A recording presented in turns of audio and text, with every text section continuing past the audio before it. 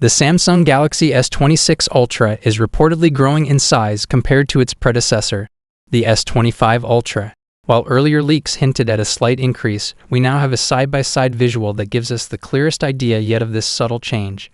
It's the kind of difference you might not notice unless you see both phones right next to each other.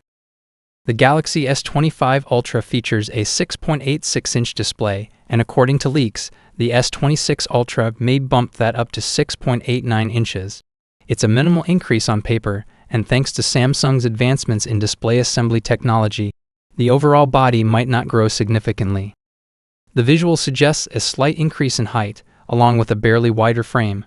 While the height difference is noticeable in the image, the increased width only becomes clear when one silhouette is overlaid on the other using different colors.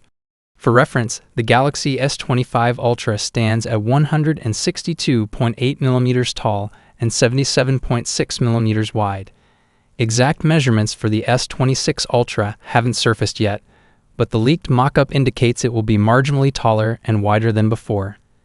Despite the larger display, the overall form factor might remain quite similar. That's largely due to Samsung's newer display integration, as seen in the Galaxy Z Flip 7, which combines waterproofing within the display panel and reduces bezel thickness.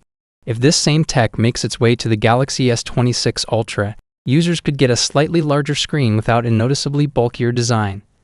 In short, while the Galaxy S26 Ultra may not look drastically different at first glance, the changes might be felt more in hand than seen with the eyes.